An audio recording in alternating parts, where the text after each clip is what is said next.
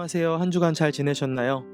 오늘이 성서대학 이스라엘 배경사 9번째 강의를 시작하겠습니다.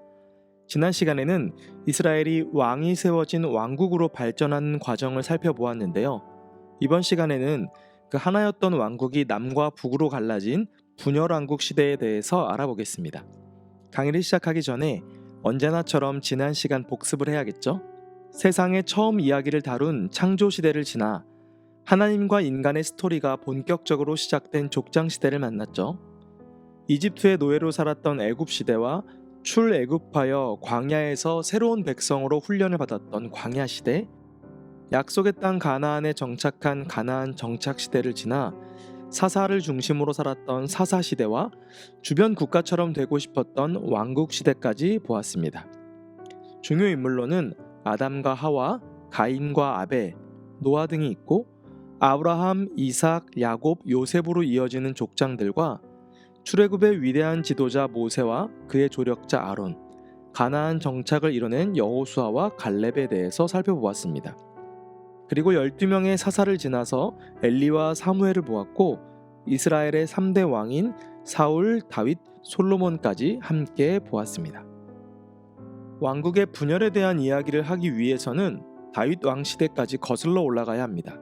이스라엘만의 독특한 왕정 시스템은 하나님께서 선택하여 기름 부은 사람이 그 다음 왕위를 물려받는 것이었습니다. 그래서 두 번째 왕이었던 다윗은 초대 왕인 사울이 아직 왕위에 있을 때에 기름 부음을 받게 되었고 심지어 사울의 아들도 아니었습니다.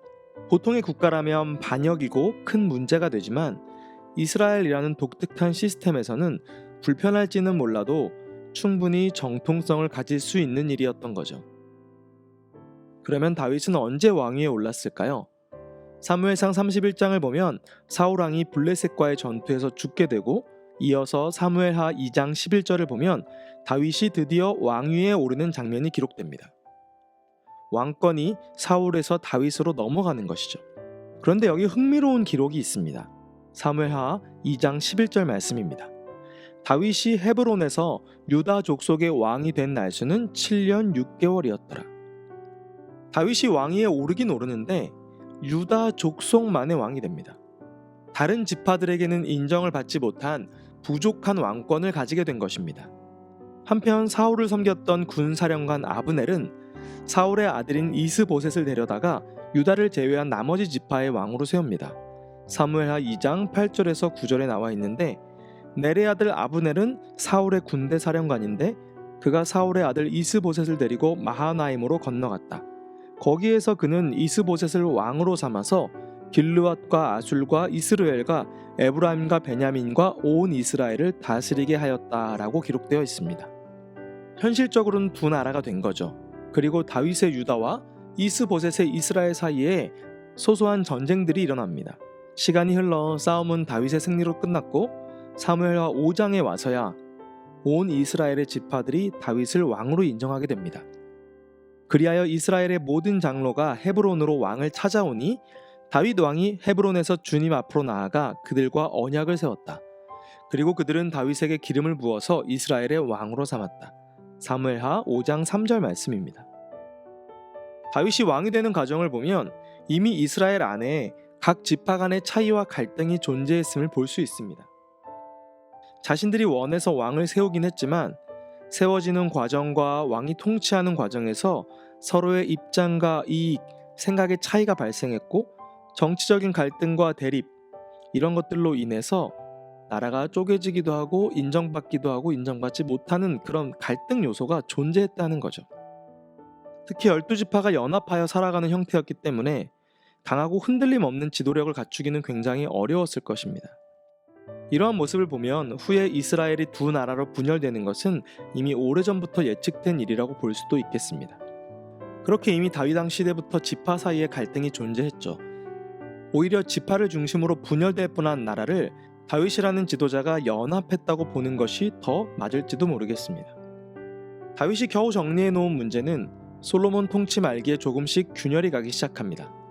솔로몬이 몇 가지 실수를 했기 때문인데요. 먼저 솔로몬은 역대 왕 중에서 가장 부유하고 거대하고 강력했던 이스라엘을 만든 사람입니다.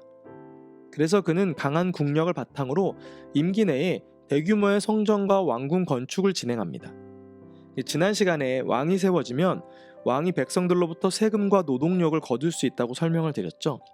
솔로몬은 그 권한을 아주 잘 활용해서 건축을 위해 백성들에게 많은 세금과 부역을 부과합니다. 좋은 건축물들이 만들어지고 국가는 발전했을지 모르지만 백성의 입장에서 보면 삶은 더욱 힘들어졌고 당연히 백성들은 솔로몬에게 반감을 가지게 된 거죠. 이런 고된 착출 때문에 솔로몬 통치 후반부에 수차례 반란이 발생했던 것입니다. 또한 솔로몬은 왕위에 올라서 중요한 자리에 자신이 믿고 좋아하는 신복들을 배치했습니다. 기존의 관례들을 깨고 파격적이고 편파적인 인사를 강행한 거죠. 이러니까 사람들이 당연히 솔로몬에게 불만이 생길 수밖에 없겠죠. 우리가 좋은 왕처럼 여겼던 솔로몬은 그 장점이 화려해서 그렇지 내막을 들여다보면 안타까운 이야기들이 참 많습니다.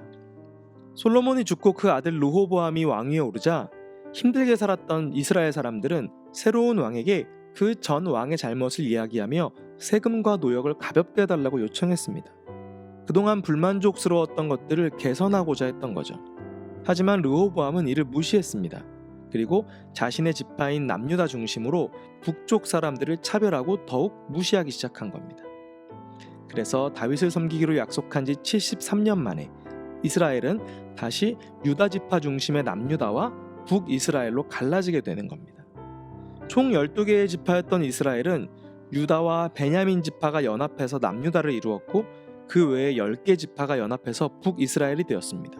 그럼 북이스라엘의 왕은 누가 되었을까요? 남유다의 르호보암과 이름이 비슷한 여로보암이 왕위에 올랐습니다. 여로보암은 에브라임 지파 출신입니다.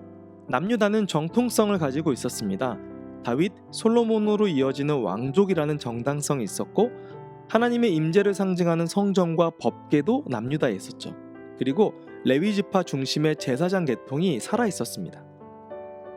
이에 반하여 여러 가지 시스템의 문제를 제기하며 세워진 북이스라엘은 기존의 영적인 가치나 전통을 거부해야만 했습니다. 남유다가 정통과 계승이 가치라면 북이스라엘은 변화와 도전이 가장 중요한 가치였기 때문입니다. 하지만 그렇다고 해서 신앙적인 요소를 완전히 무시할 수가 없죠. 왜냐하면 이스라엘 공동체의 핵심이자 중심은 신앙이기 때문입니다.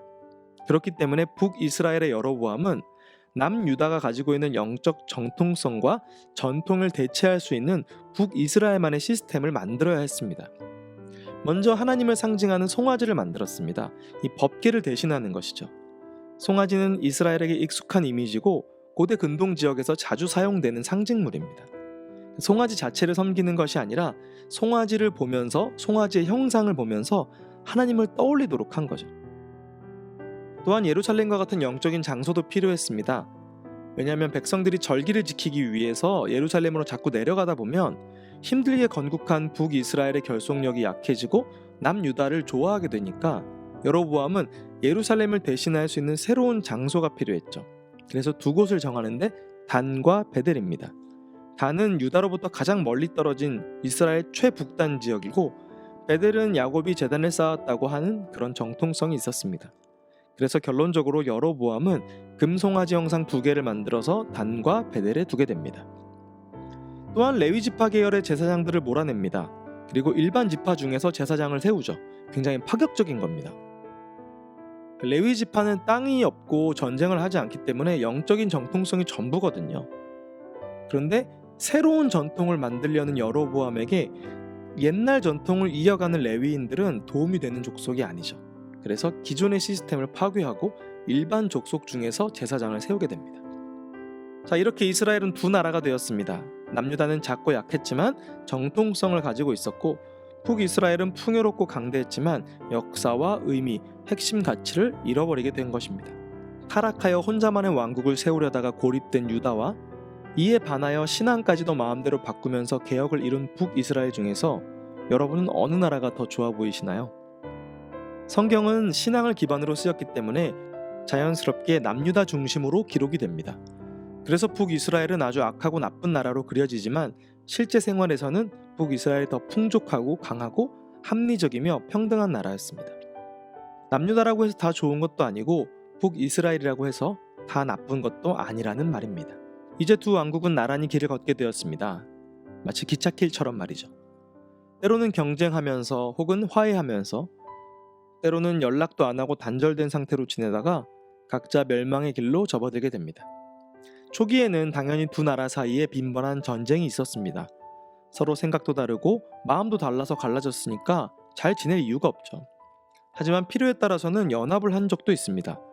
남유다의 여호사밧과 북이스라엘의 아합 왕은 동맹을 맺기도 했는데, 심지어 두 집안은 결혼을 통해 관계를 두텁게 만들기도 했습니다.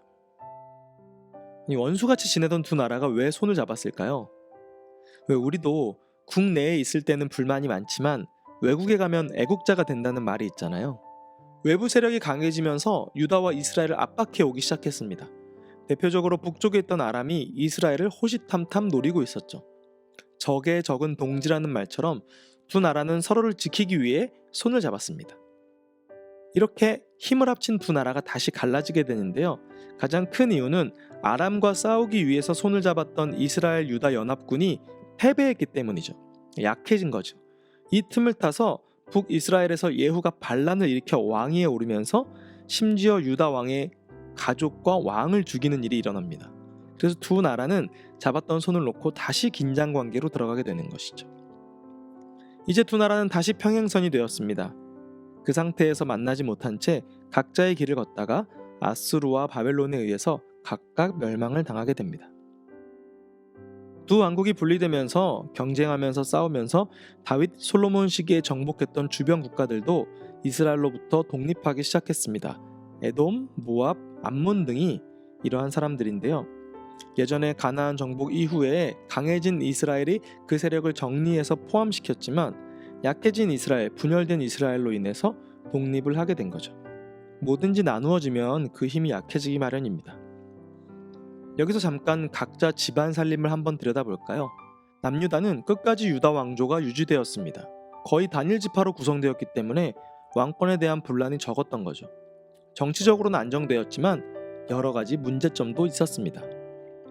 하지만 북이스라엘은 10개 지파가 모였기 때문에 내부적으로 끊임없는 잡음이 발생했습니다. 총 7번 왕조가 바뀌었는데 정통성이 없는 연합 왕조이기 때문에 불만이 생길 경우에 누구든지 지금의 왕을 죽이고 새로운 리더십을 세울 수 있었기 때문입니다.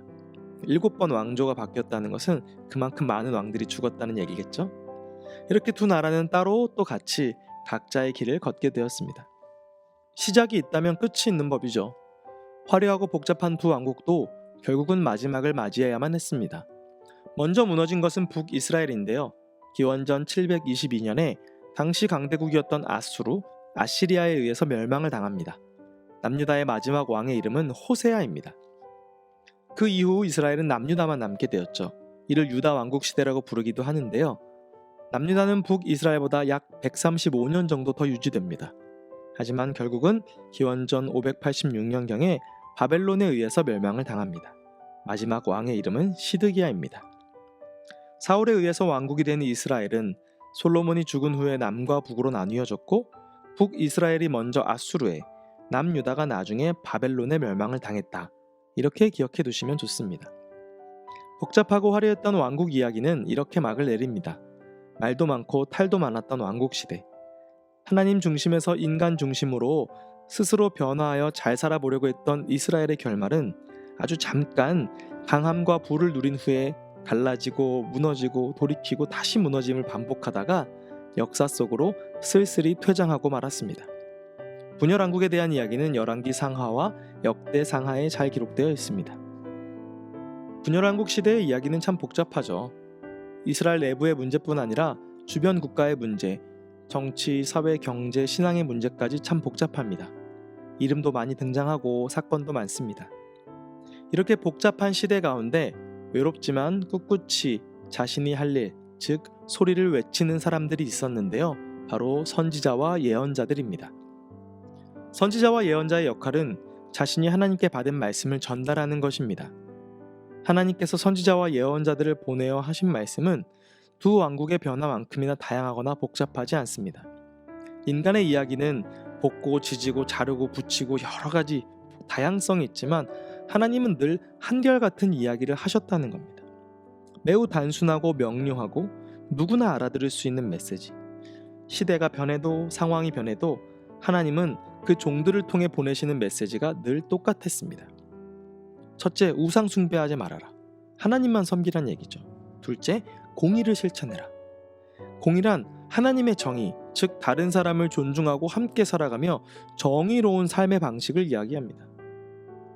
우리는 더 잘 살아보기 위해 복잡하게 생각하고 다양한 변화를 감수하고 상황을 파악해야 하지만 하나님은 우리에게 한결같은 삶의 중심의 말씀을 보내시는 분입니다.